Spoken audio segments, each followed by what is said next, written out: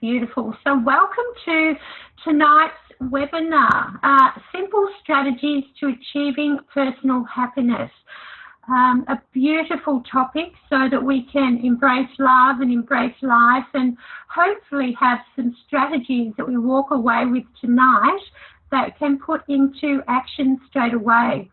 Now, a German philosopher by the name of Immanuel Kant said that there are three keys to happiness: that we need to be able to love someone or something, that we need to be able to hope for something, and that we need to be able to do something. So now, depending on a few different webinars and workshops that I've been to, they have changed that a little bit slightly, that, if you haven't got someone or something to love, then have someone or something to hope for. And if you can't have either of those, definitely have something to do so that you do have, a sense of purpose in your life. Now, how we label everything in our life, that's how we experience it. We have an event that's coming up, how we frame that in our own minds is, how we are going to see that event. And often people say it's the event that causes my emotions, but it's quite the opposite. It's the emotions that you bring to the event. So think of a birthday party, for example. If you are thinking, I really don't want to go, I'm not going to know anybody, what will I do? I'll stand in a corner and I won't know what to do or say. You are taking those emotions with you to that event.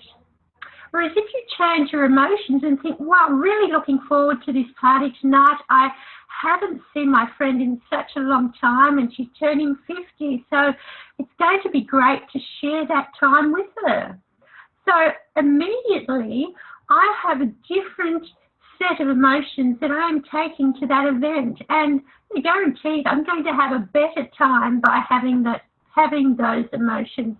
So language is everything.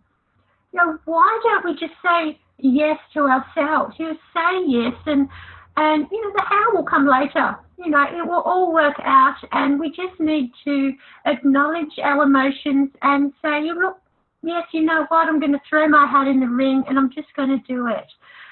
So we need to be confident. Sometimes, we might not value the experience, or we don't value ourselves enough so that we can take value from that experience. So it's very important and very critical to our own sense of being that we do harness every opportunity to happiness that we do have or that we can. With regard to time and money, look, we're always going to find things that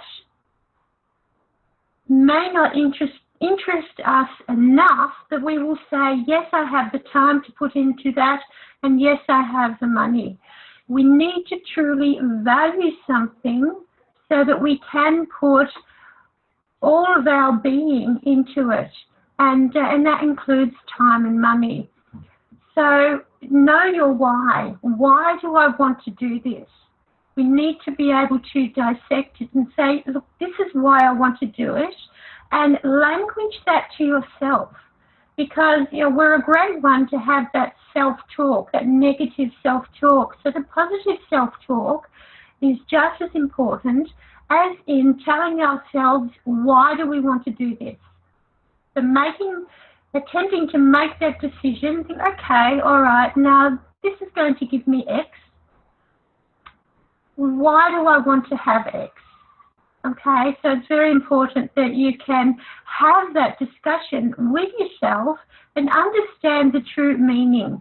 But don't think about scarcity. Oh, but what if? Okay, think about the abundance. Think about, well, if I'm going to do this, this will happen. Okay, I will have this. I will have such gratitude for what I experience. So always think abundance. Don't think about scarcity. Okay, because then we start to question ourselves. So who is this webinar for this evening?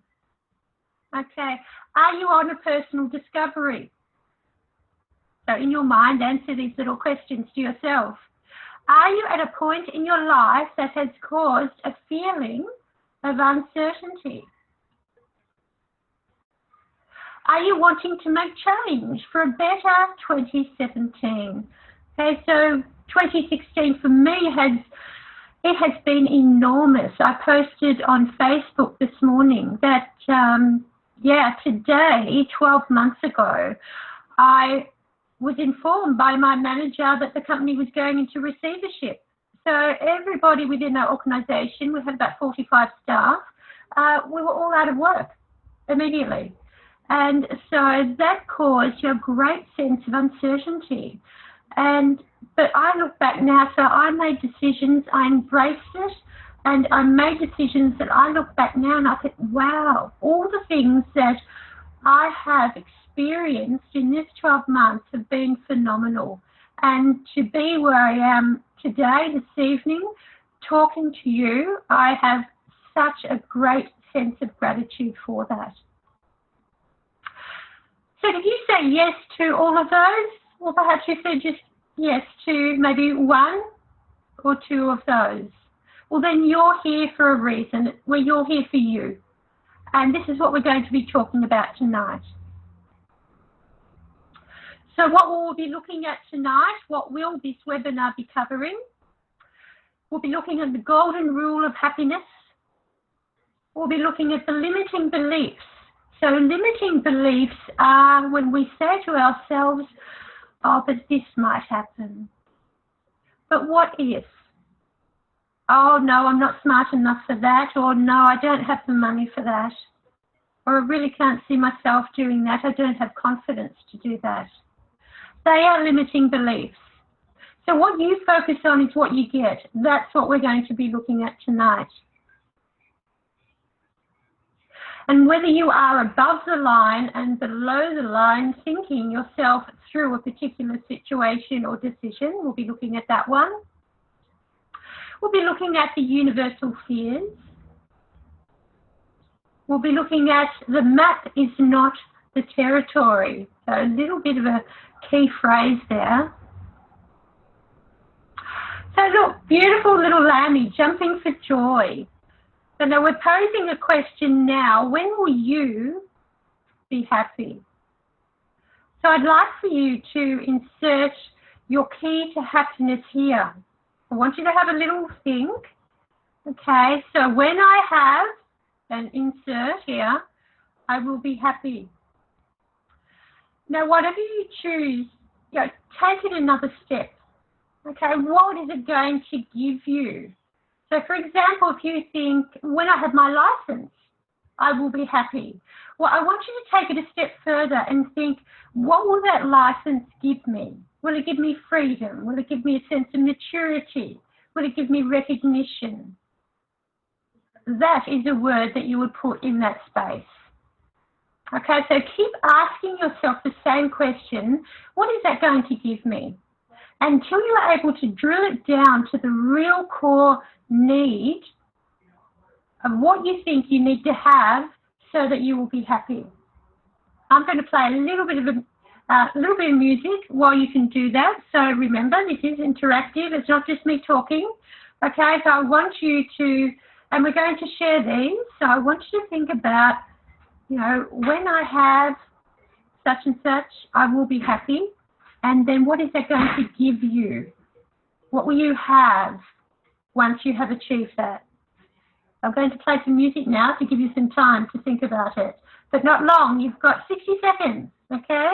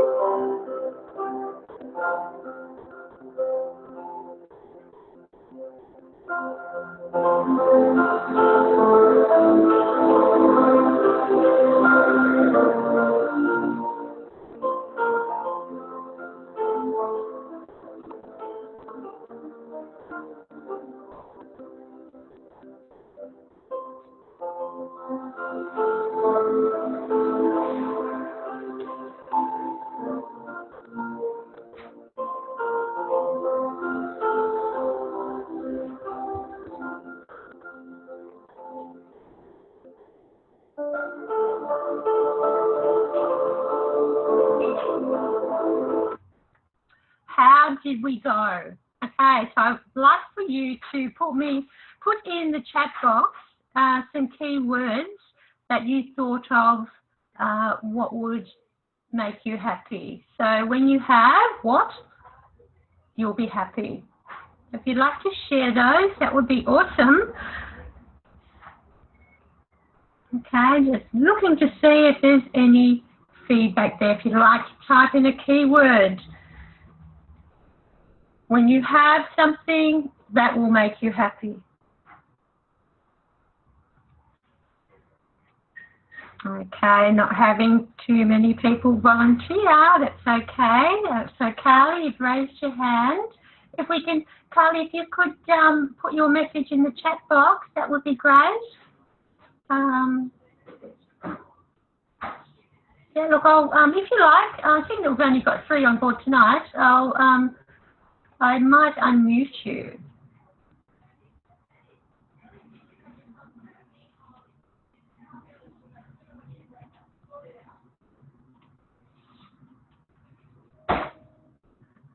Okay.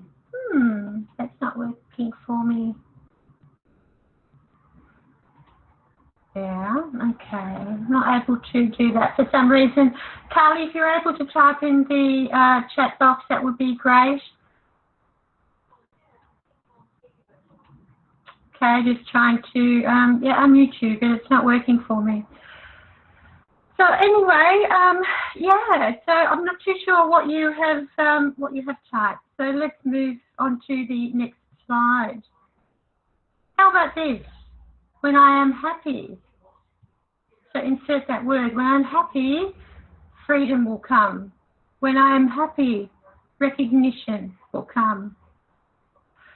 Beautiful, Karen. Yeah, so all my kids living back in Australia. Yeah, beautiful. So what will that give you? So I'm going to give you a little mini coaching session here. With all your kids living back in Australia, what will that give you, Karen? You could type in a word. Yeah, just try to chunk that down.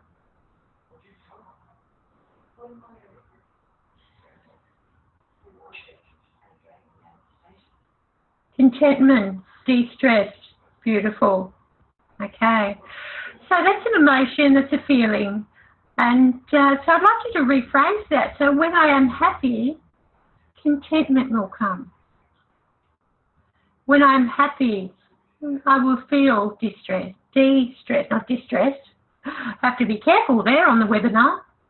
Okay.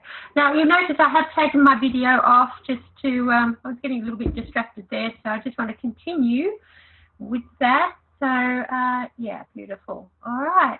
So I do hope that that was interesting for you when, just turning that around, that when you're actually happy within yourself, then, those emotions can be present. So are you ready to make a change? Stop being loyal to your excuses. Now, tonight's webinar, might be a little bit harsh in some ways because we are really focusing on seeking that, personal happiness. And it's not something that you can take a tablet for. It's not something that I can wave a magic wand. This takes work on your part. So I'm giving you strategies. So stop being loyal to your excuses. Reasons are the adult versions of excuses. We often say, oh, but I have a reason why I can't do that, and this is it. It's just an excuse. Okay, there's always a way of working around things. Sometimes it might take us a little while to work out how, but say yes to yourself and let the how will come. We need to be able to squeeze life and get the most out of life. And life is too precious, and unfortunately, it can be short for some.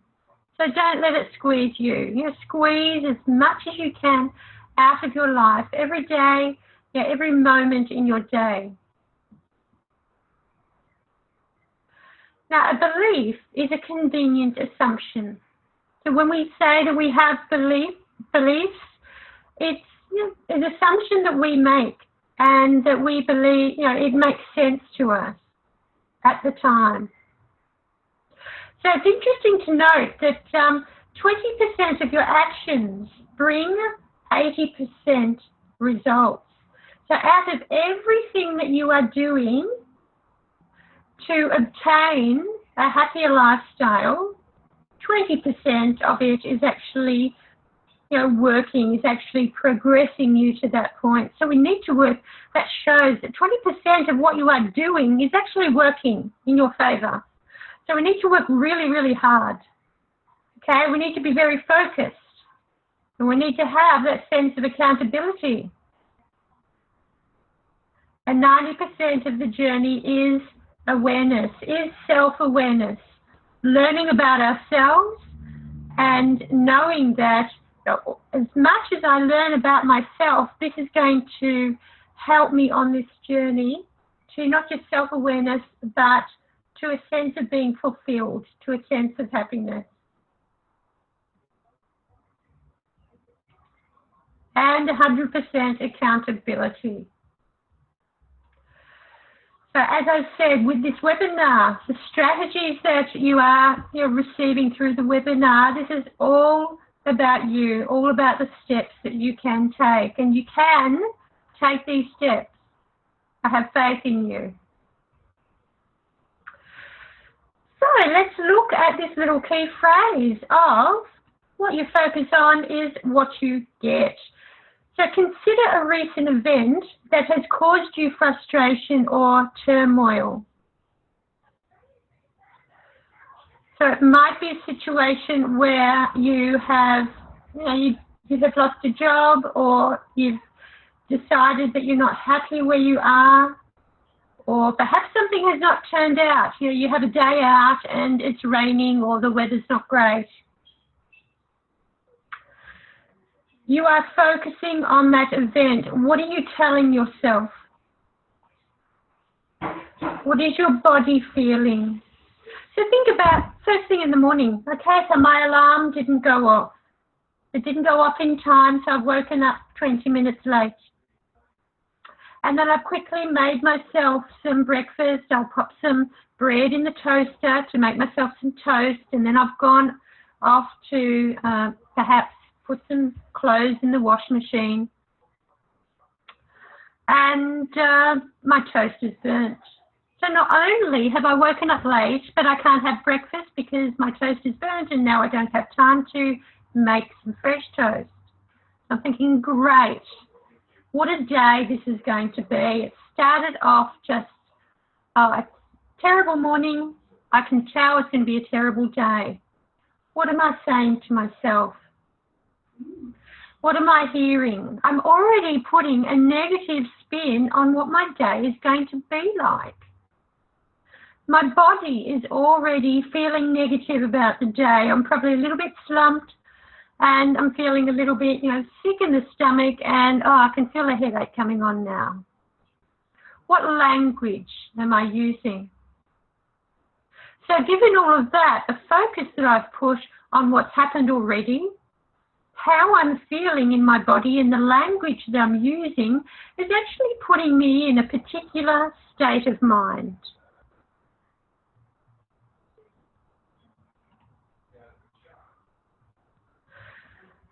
So were you participating with me in that? What was your key focus on? So thinking of an event. What is an event that you could focus on as that example that I have given you? I'd like you to write down on your piece of paper an event that has recently caused you frustration or turmoil in your life.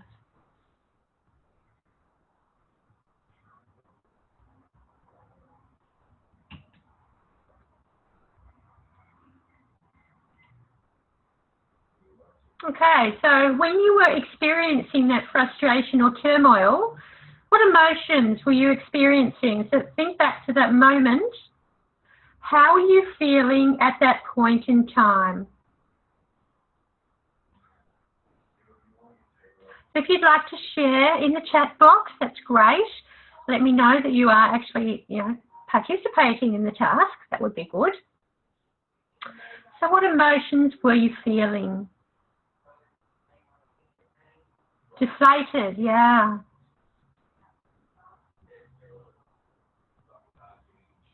What was happening within your body? So when you feel deflated or you're feeling not that great because of that turmoil or frustration, what was happening within your body? So think about your head, your heart, the rest of your body. How did you feel?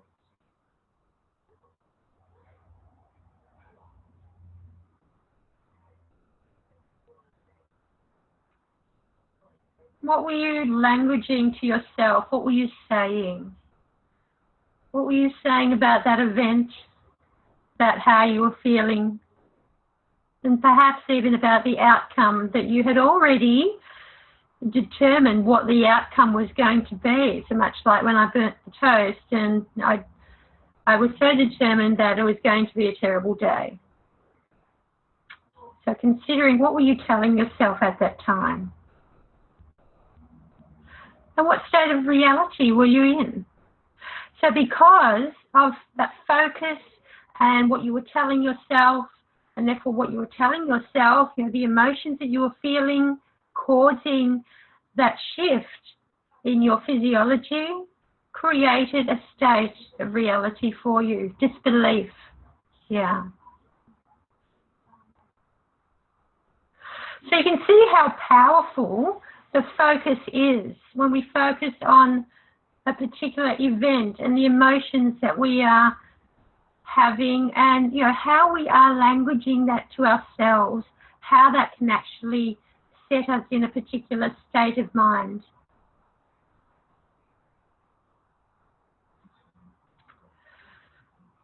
So let's have a look at this little chart. Now this is called above the line thinking, below the line thinking. And this is the way that we language to ourselves. It may not be out loud, but our inner voice. What are we thinking? Are we thinking above the line that we're thinking of a solution, that we are accepting that decision, that we are thinking that, look, this is feedback for me to improve. This gives me clarity. I now have an abundance of. This has given me hope. I'm taking responsibility. So we are actually at cause. Now that means that we are the driver of our emotions, that we are the driver of our physiology, and therefore we are the driver of our state of mind, our state of reality.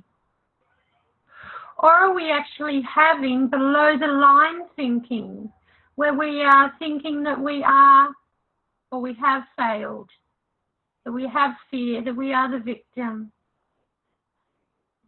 that we're focusing on scarcity and we feel hopeless, and we're focusing on the uncertainty, we're feeling stuck.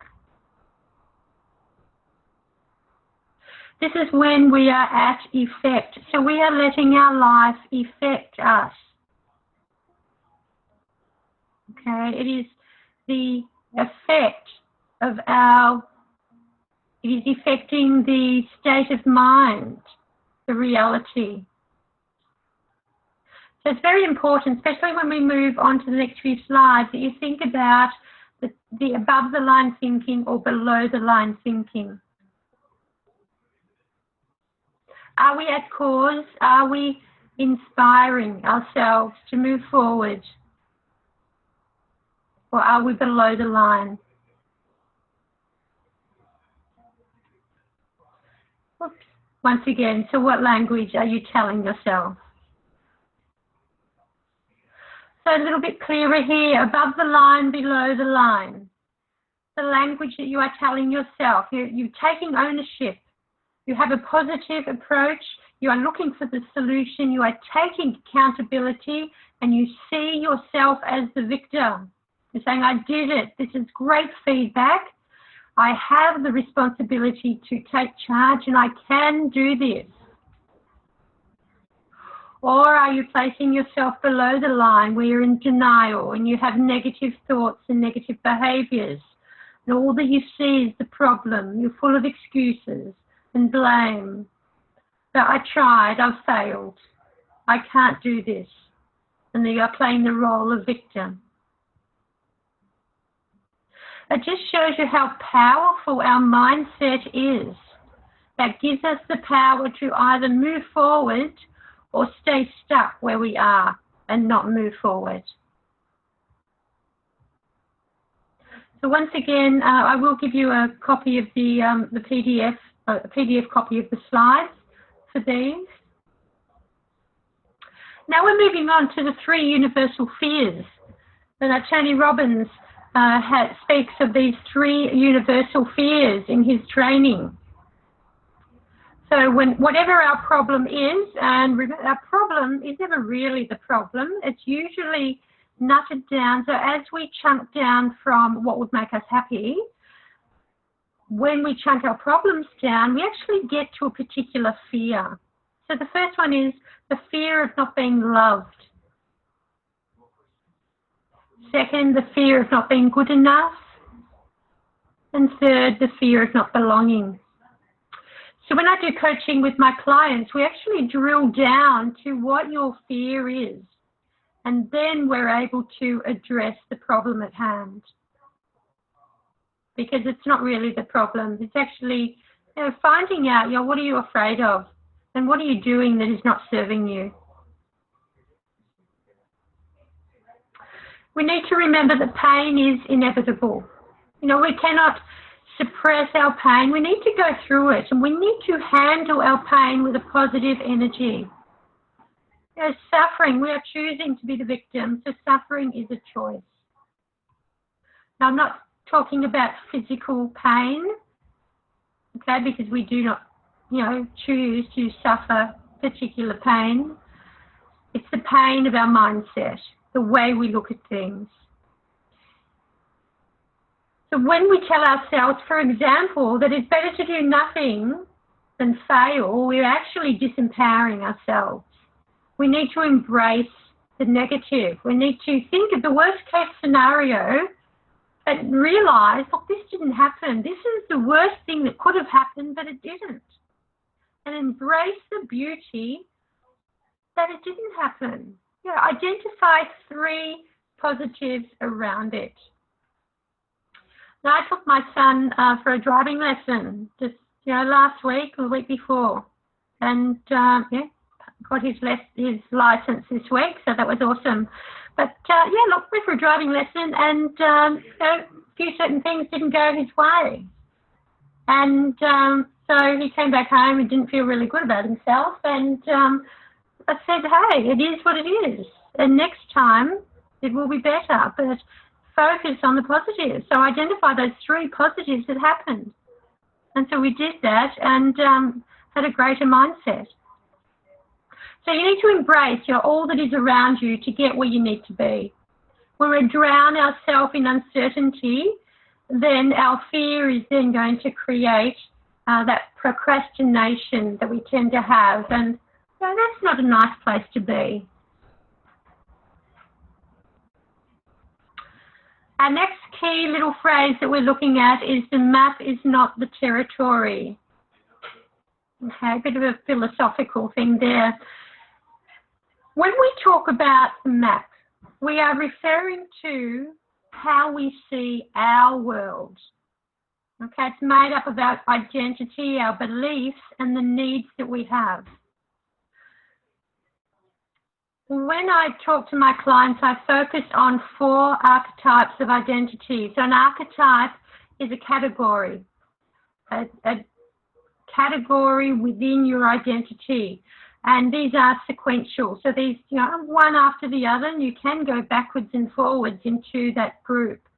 And so it's important that you're able to sounds a bit corny, to identify your identity and how that is made up, and to identify, which archetype are you experiencing at this point in time with this particular event. So we travel through that process together. And there are 5 types of beliefs that we explore as well in the coaching. And we also identify 6 human needs. So this is what I'm concentrating on tonight, because if I did all of those, we'd be going on for quite a while. So we're focusing on the 6 human needs, which has been founded by Tony Robbins.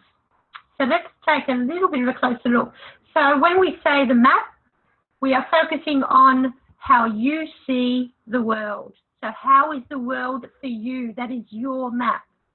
And the territory is referring to the events surrounding you. Okay, so it's all about how you see the outside world and what's happening for you at that point in time.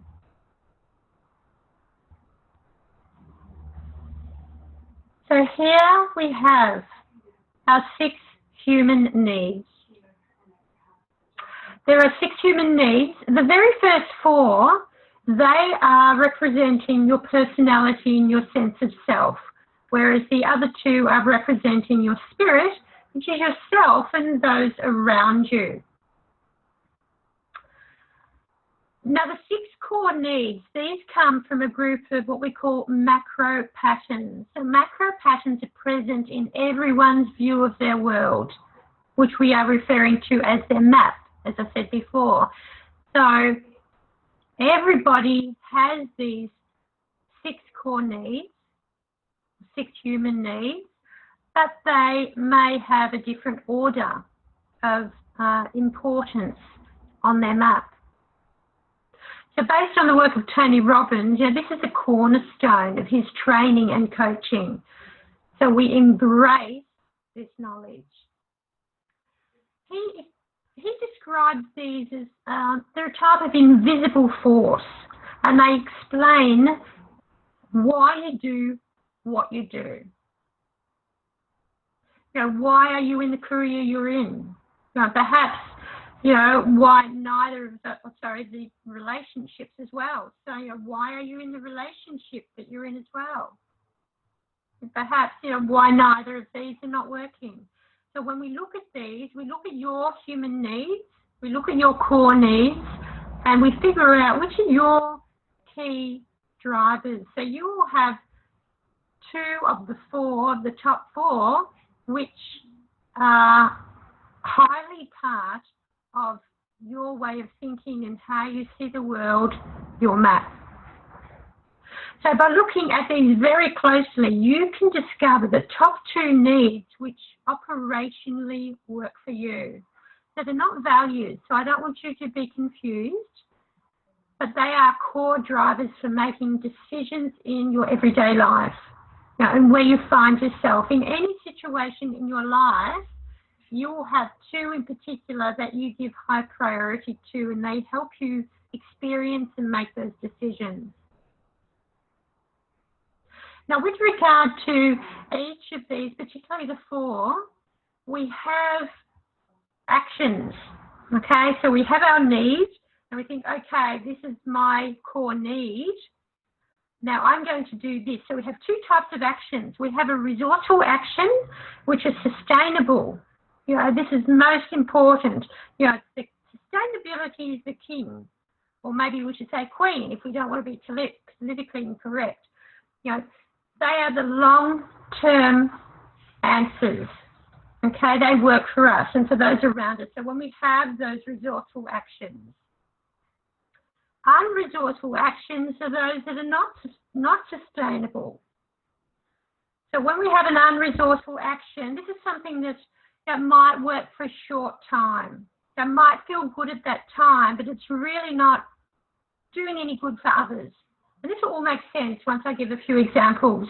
Our unresourceful actions are definitely not good for long term. So we want to focus on, what are resourceful actions for each of these needs that we have, and remembering that they will be in different order for everybody. So I'd like to look at these individually. So a good opportunity to be taking notes. Now, let's look at the first core human need, certainty. So certainty, another word for certainty is safety, comfort, security. Now, this is a survival need so that we function. So having a sense of certainty in our life. Now, if I could think about, often we say when we're going to make a decision, we consider, oh, I'm not ready to do that. All my ducks are not lined up. I can't even possibly consider that because this, and this needs to happen before I can even consider doing that. That's referring to having all your ducks lined up, all in a row. Now, all your ducks will never line up. There'll always be one little rebel duck that just doesn't want to line up. There will always be something. You will never have 100% details of anything. You always need to take that little bit of a risk. So if I could mention another little metaphor, think of the snail. When you see a snail, does it have a path in front of it or behind it?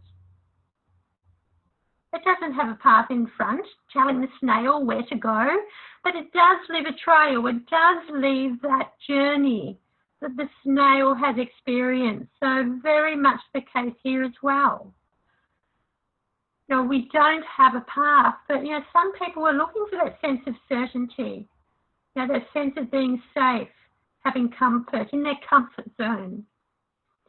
And nobody has a clue of the exact outcome. You know, when people say they want 100% detail on something, well, they're talking about something that they don't know, because they're not going to get 100%. Now, a resourceful action to fulfill our need for certainty is by living above the line. So do you remember that slide that we had before? We'll go back to that. Okay. So living above the line. If we have a need for certainty in our lives, we have a need where, look, I need to be comfortable, I need to feel safe, I need to feel secure. Well, then a resourceful action for me would be to take a sense of ownership, to be positive, to language, I did this, I can do this, and that will give me my sense of certainty. When I have a sense of responsibility and I'm able to seek those solutions, that will give me comfort.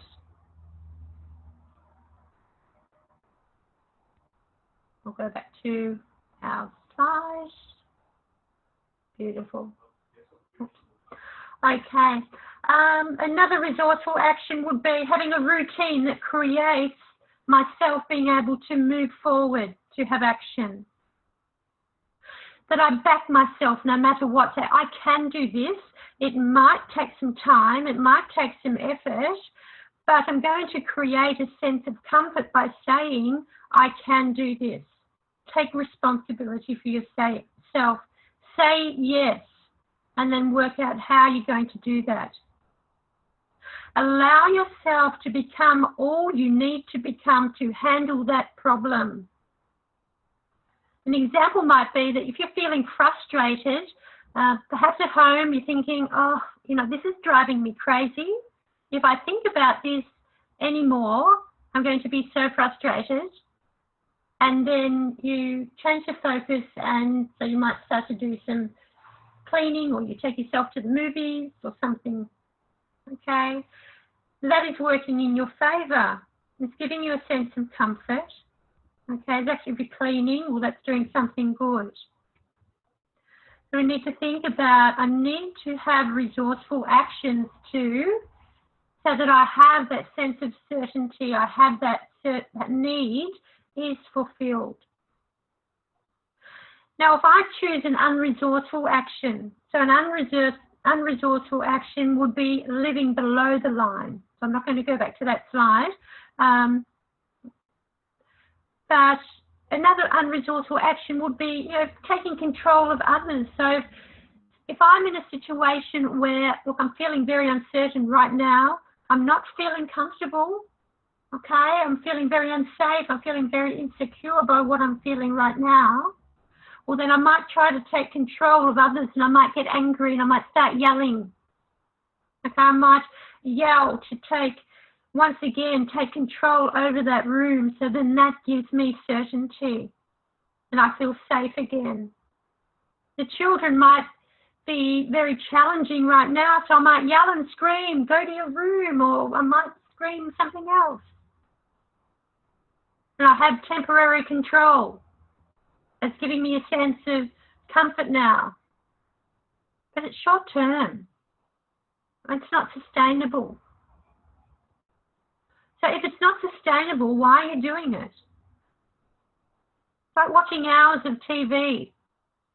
Is that doing anything for your sense of comfort? Or should you be getting out there and enjoying life? Perhaps you'll want to have comfort food, for example. You're not feeling very certain of what's going on, and you break out that big block of chocolate. It might taste good at the time, but it's not sustainable. We can't keep eating chocolate. It's not going to go away. I work in early childhood, and so my audience might too. And, it's a little bit of I can't say pet hate, but I really dislike when I hear, okay, hands on heads. Oh, my goodness. It is such a short-term fix. It does not fix anything. And I think educators probably saying it 2 or 3 times in the day. It is not fixing what's happening in the room. It is not making your room run more smoothly. All it's doing is, perhaps scaring the children, and for that short time, you believe that you have control over the room because you have screamed at the children, hands on heads. What purpose is that for? Why are you doing that? If you're attending a staff meeting and there's a little bit of chatter happening, does the director yell, okay, hands on heads? Think about how your director regains composure of the meeting. We need to have respect for children as well. Perhaps you've got a routine that is actually holding you back, that's not doing you any favours. I recently was doing some RPL and to recognise prior learning for a course. And I had this nice cardboard box next to me, and I looked at it almost every day, and it had all the evidence that I had collected, but I was procrastinating. It wasn't doing me any favours. I had this sense of comfort that, I don't want to do that right now. I don't feel like it. It's a bit like having that block of chocolate. It wasn't serving me at all. That was an unresourceful action. It was making me feel comfortable because I didn't want to get in and do the work at that particular time. But it wasn't serving me. It had to be done. That was an unresourceful action. But I felt that it was serving me, but it really wasn't. I was procrastinating. Our second need, our second human need we're looking at is uncertainty. Another word for uncertainty is variety, challenge, adventure. Vulnerability is the highest form of courage. So if we allow ourselves to be vulnerable, we're actually demonstrating great courage. They say that variety is the spice of life. So having that need for uncertainty in our life, that, not knowing what might happen. So I'm going to go to the event, but I find it exciting because I'm not too sure what it's going to be like, but I'm really looking forward to going. So a resourceful action to meet my need for uncertainty is to have a sense of playfulness. Get over myself. If I don't like the name of a particular event, we'll change the name, reframe it. So instead of a birthday party that I'm sort of maybe a little bit scared to go to because I won't know anybody, we'll change the name of the event and that it's a get-together with my very closest friend. Embrace those challenges. Connect with your own creativity. These are all resourceful actions to fulfill your need of uncertainty. So what would be an unresourceful action? Taking yourself into overwhelm. Oh my goodness, I can't do this. I don't know what's going to happen. Taking drugs, excessive alcohol, self-sabotage. Now, creating problems for ourselves so that we have something to do or something to think about. And when we look at certainty and uncertainty, if you can imagine a set of balancing scales or weighing scales, these actually balance one another out. So it's referred to as working together as a paradox. So when you've got a paradox, that means that you've got two things they're different in their own space, but they actually complement one another. So we can consider that with male and female. They can be different, but we actually complement one another at different times. Mind you, that could be debatable. So we have a balance of certainty and uncertainty. It doesn't mean it's 50-50, okay? Some people might need a little bit more certainty in their life. Like me, I need a little bit more certainty than uncertainty. I like a challenge, I like variety, but I still need to have that sense of safety and security. So, I might have 30-70 perhaps. Or you might go the other way. You might like a lot of uncertainty, but still have a little bit of certainty in your life. So everybody's a little bit different on that balancing scale. But when we have too much of one and not enough of the other, that's when we've got problems. Now we're looking at significance and connection. Significance, another word for significance, could be a sense of being important. You're having that sense of belonging, being significant to someone or something, being validated, being appreciated, being accoladed, so receiving recognition, being valued, and having that sense or feeling that you matter to someone. Now, we all have the need for significance. We all have that particular need, but it can be demonstrated in different ways. Our resourceful action to meet your need for significance is to be a leader of yourself, to volunteer, to speak up, to achieve a goal, to have that sense of victory. Become a master of being the best version of you. Being the better form of yourself. So these are all things that you can do, resourceful actions to fulfill your need of significance, of being valued in your family or with your friends. You can give significance to others by responding to what they're sharing, but up it 150%. So when you've got a friend that says, well, I've decided to look, I'm going to study the Bachelor of Early Childhood. They've made that decision. And then you respond with, that's fantastic. I'm so proud of you. I really don't know if I could do that. You are amazing. You are giving significance to them. You're giving genuine compliments. You're expanding their joy and excitement. It's like if I had a client that sent me a text message to say that they had passed their exam, I'd give them a call and say, oh my goodness, that's fantastic. So proud of you. What a great job. You must be so thrilled. Really expand that feeling that they're having. Expand their joy and their excitement.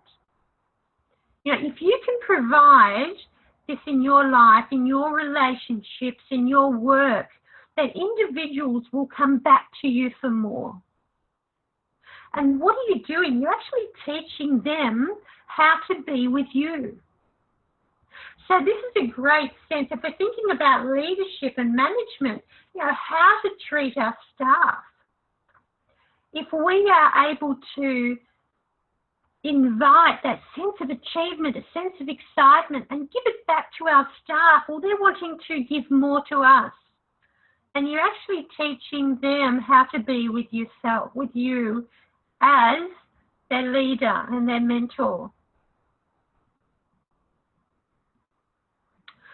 Now, significance, this is the glue to all relationships. Everyone wants to have significance in their lives. A lot of people, unfortunately, are starved of significance, which is the doorway to, doorway to the soul.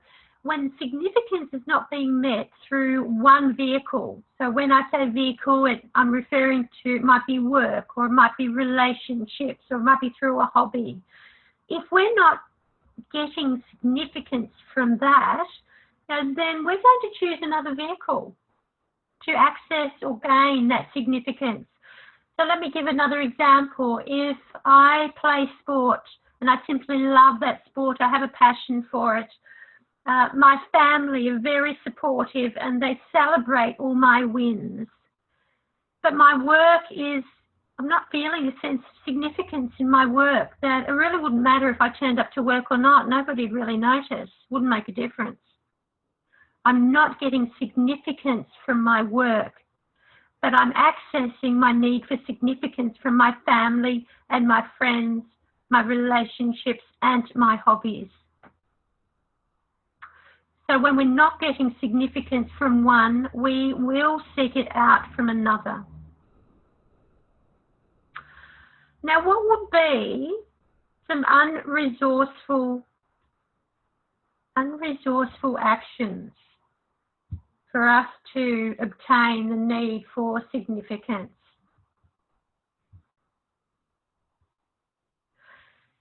Now, when we were looking at the resourceful way, that was being, giving significance to someone else, saying, well done, great job, love what you're doing. So unresourceful actions would be someone who is wanting to get significance, but they do this through drama, or they might tell a sad story about themselves in order to, get that, I'm so sorry for you, that must be terrible. Oh, no, you're such a great person. We're trying to validate what we're doing. We're giving significance, but they're achieving it through an unresourceful way because it's short term. Okay, it's not going to solve the problem. So we refer to this type of personality called the hostage taker. They're actually taking you hostage. They're using their emotion, their tears, and they're trying to maintain that connection. Another unresourceful action to maintain a need for significance is to put others down. This is how we feel significant. We might immerse in gossip, gossip about people, perhaps in the staff room. We don't validate others. So therefore people don't want to be around us. So we live this negative cycle. We're needing to up the achievement from another person. So when someone comes to you and say, oh, I've got my license, I can't believe it, I've got my license and I did really well, I only got 1 or 2 things wrong. And then someone says, oh, when I got my license, I got everything right. They're not giving you that validation. They're not giving you that sense of being important. They are the significance getter. So you're not really wanting, if that happens all the time, you imagine experiencing that all the time with that one particular person. You're not going to be wanting to be around that person. Now, an extreme example of unresourceful action might be a person attempting to leave the life that they have and announcing that they're going to do that. So then they can get an abundance of significance from people in return. Oh, no, don't leave, don't leave. Look, what can we do? What can we do to keep you here? If we consider inferiority or superiority complexes, these also come under the category of unresourceful action. Then we have number 4, the need for connection. So we can also refer to connection as love. Now, when we want to fulfill our need for connection, a resourceful way of doing that is to share with others, is to connect, is to connect through nature, connect through relationships, through people. Our need for connection has a very intimate link to significance, to that need for feeling important and having that sense of belonging, having that sense of connection. So you can see the link that it will have. So what about an unresourceful action? When we have someone that has a need for connection, has a need for love, but it's very unresourceful, they feel very needy, and they might demonstrate self-harm, they might involve themselves in unhealthy relationships. These are things that are not sustainable. It's not going to last. They might be meeting a connection through problems and drama rather than taking time to know the person. So they are the 4 human needs focused on personality and self. Now, with regard to the next 2, growth and contribution, which is about the spirit and yourself and others, these particularly, I don't know of any unresourceful actions. But, if you are able to feel good about yourself, it's done because of your need for contribution and growth. When you have met your need for growth and contribution, well, then you are feeling good about yourself. So what I do in my coaching sessions is I really drill down quite deep with my client, and we come together and decide, what are your 2 drivers. So between certainty, uncertainty, significance, and connection, there will be 2 core drivers that assist you when you are making decisions. Now, for me, it's certainty and connection. So I must have a sense of security. I must value someone very highly, must regard them very high before I can make a decision. And I must be able to connect with that person before I can make that decision. So they are my 2 drivers for decision making and other aspects of my life. So that's what I do when I'm supporting you in a coaching session. So we have a perception that things will make us feel better. So that's why we take on relationships, we take on jobs, or even we watch a movie, for example. For what purpose would you undertake something that will make you feel worse than before you went into it? So consider that movie. Why would you watch a movie that is going to make you feel undervalued or depressed or frustrated? Now, we often do make mistakes. We make human mistakes, and we undertake things that in the long run, they do not actually serve us. They do not actually make us feel good, but it's not intentional. So, we learn by those mistakes. So in other words, the antidote, the answer to happiness, in one particular area of your life is to balance out with the need that is the opposite in the paradox. So I've talked about certainty and uncertainty working in paradox, and the same is with significance and connection is working in paradox. So this is having that balance of certainty and uncertainty, and having that balance of significance and connection. So, for example, if we're looking at certainty and uncertainty, if you like challenge, you like adventure and variety in your life, but you're finding that, everything is the same. There is nothing spicing up your life and you are becoming bored. Well, that means that you are very high in certainty right now. Not very much uncertainty, not very much challenge, not very much adventure or varieties in your life. So you're overdosing in certainty now that you're becoming bored. Well, the answer is to put more effort into providing the uncertainty. Now, because you're starving your core need, which is uncertainty. If your core need is uncertainty and you need to have adventure and challenge, you need to have a mix-up in your life. You need to be challenged. Well, if you find that everything is just going along smoothly and you're not having that variety in your life, well, you need to add more.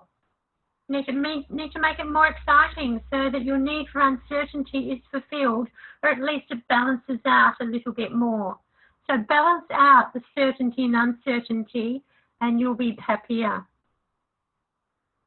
As I said before, this does not necessarily mean 50-50. Okay, so if we're looking at these two, balancing them out, some people may like a little bit more adventure and security and comfort, but some may like a little bit more safety and less challenge. Now, if we look at these needs, these human needs overall, if we can meet two of our needs, now we will, so with our coaching sessions, we place them in order of priority and how they appear in our lives, in our map. If we can meet two of our needs, then we have a sense of connection. So think about a relationship, for example, okay? So in the relationship that you might have, so you may or may not have a relationship right now, but if you do, or think of a work situation, a job, if you are able to meet certainty and connection, and just those two, not the others who are not quite being met right now, then yeah, okay, you'd have a connection with that person or with that career. If you were able to have 4 of your needs being met, then you are establishing a bond with that person. You are establishing a bond with that career or that job. But if you are able to meet the entire 6 human needs at whatever the order they are in, then you will never leave. You will never leave that vehicle if you can meet all of those needs, how you need them, how they are present in your map, the way you see the world. All 6 together will bring you inner peace. Now, you might say, well, why do I need to know what the top 2 are? How is that relevant? If I want to focus on the 6, why is knowing the top 2 important? Well, I'll tell you why. It determines your destiny. Now, the drivers, the top 2 drivers that you have, the top 2 which are most important, you cannot delete them from your map. So they can be overridden when you consider, what you need to do to get this particular thing done. You think about this relationship just on its own. Okay, I might have, my top 2 drivers might be certainty and connection, but what do I need to do to make this relationship work? And it might be significance, or it might be personal growth. I need to grow a little bit more. I need to be a little bit mature in my relationship. Otherwise, it's going to fall beside the wayside and it's going to end. So we don't delete our top 2 drivers because they are determining our destiny. They are the main driver to how we make decisions, but we might need to mix it up a little bit more depending on what problem we want to solve or what situation we want to change.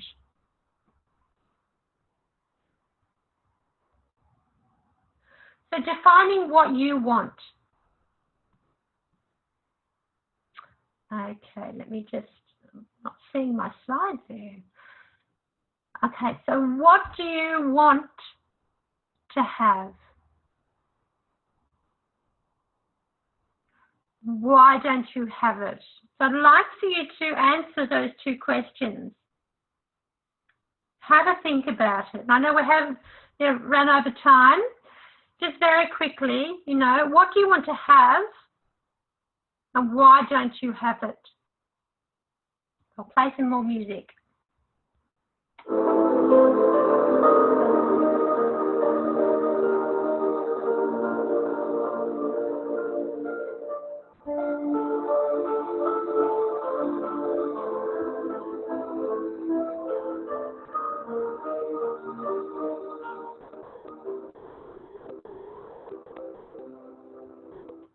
How'd you go? Hope you came up with something. So I hope, I know it was short time, but look, I don't want to go too much over time. I really do value your time. Beautiful, Karen, thank you. Stability. Several staff changes over the 12 months. I know, oh my goodness. And that's what we want to have within our workplace. We want to have that sense of stability, especially for the sake of you in early childhood. It's stability for children and not just the centre itself. So what is the fear that is holding you back? Why don't you have it? Why are you experiencing that? Why do you not have that in your life right now? So think of those three universal fears. The fear of not belonging, the fear of not being good enough, or the fear of not being liked, or the fear of not being loved. Because this can really be drilled down from that problem. Okay, so pregnancies and stuff, wow, that's, unfortunately, that happens. So that's not particularly an event that you can solve. And so perhaps, are there more underlying factors? So it's out of your control there, unfortunately, Karen.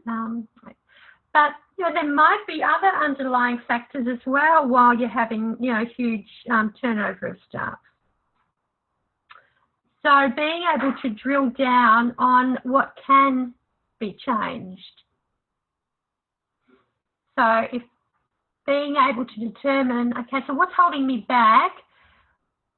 Why is this happening? Now, if you identify that fear, what's the worst thing that could happen if you just go for it? If you just make that change?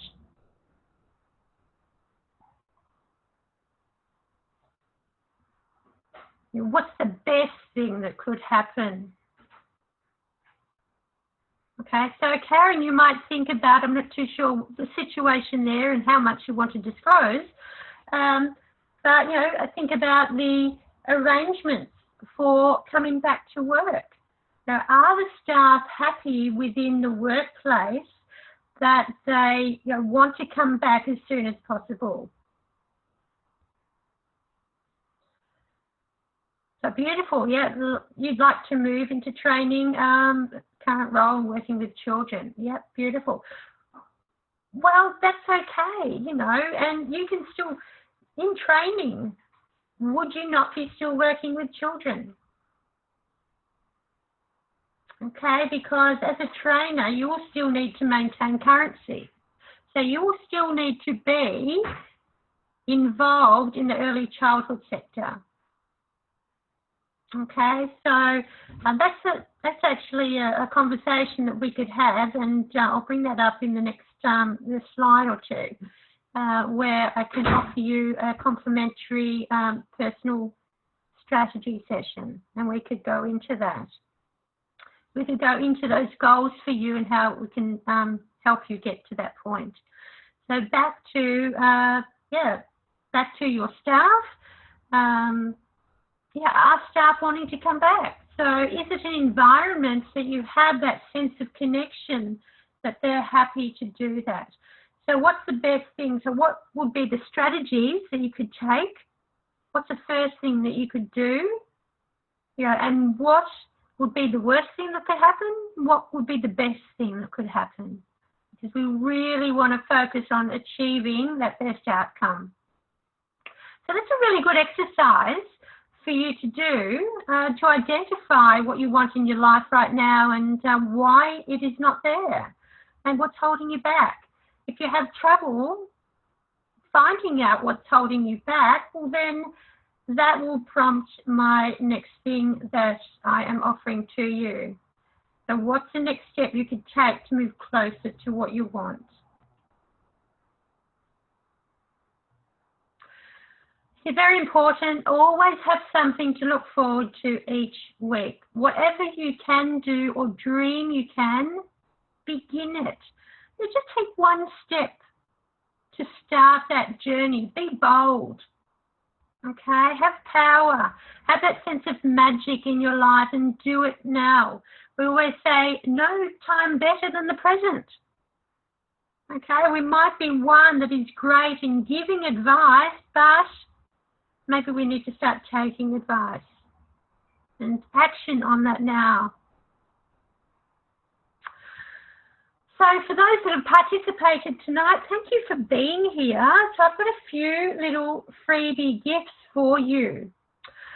The first gift is I have a Facebook group. It's called Mindset Matters that I have been uploading different little notes and articles and other little points that I've started putting together. It is relatively new, but I'm looking at making that more active. And so I'm providing you with a free downloadable resource. This is a book on personal motivation, supercharging yourself through life. And if you pop onto the Mindset Matters and you join my Facebook group, then I will send you the attachment. This is a PDF file, and so you will have that in your inbox. And or I might email it to you, either one of those. So that's your gift number one for being here. And then your gift number two is a free 30-minute personal strategy session just for being present tonight. So thank you once again. All you need to do is access, you can contact me through this link. This takes you directly to my webpage where you're able to fill out the little contact page and let me know that you want to take on that personal strategy session. So I can click on that link. So this is what you will see. Hopefully that will work. Maybe not. Oh, there we go. I clicked on it again. Okay, so that will take you to my website where you're able to see what I do in coaching, but that will also take you to my contact page. And just waiting for that to appear. Beautiful. So that's what it looks like, where you are able to, also, I've got a few things that have come up there. My goodness, I'll have to look at that. It does come up with the option to add your details through newsletter, which I produce every month. So I will close that. Okay, back here again. Yeah, so if you click on that link or enter that in your address bar, you might not be able to click on it. You can go to my contact page and let me know when you'd like to have your free 30-minute personal strategy session. That can be done over the phone or by Skype, usually of an evening or on a weekend. And yeah, let me know through your joining the Mindset Matters Facebook group. And you can access that through here, through facebook.com groups. I might actually type that in here. You might be able to click on the link. Let's do that. I'll type that in. Bear with me.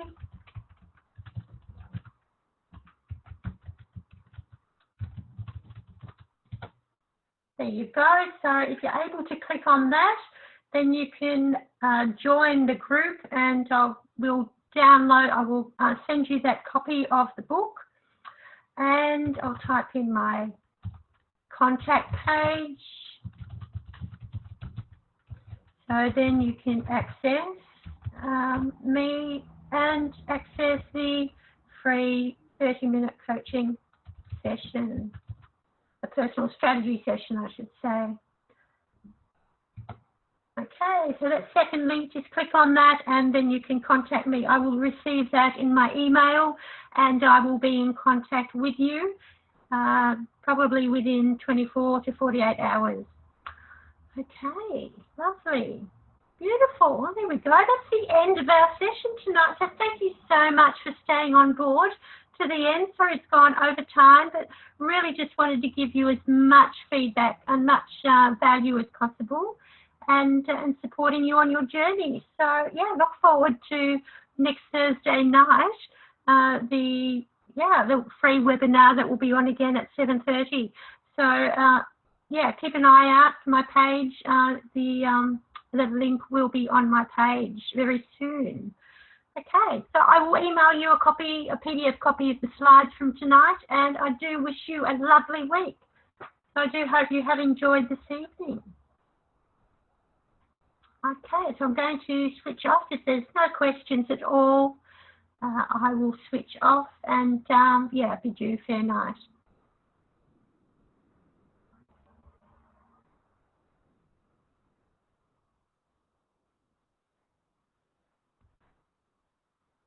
Okay, all quiet there. So yeah, all right. So have a great week, everybody, and I look forward to having you on board next Thursday. All right. Bye. Thanks, Karen. See you.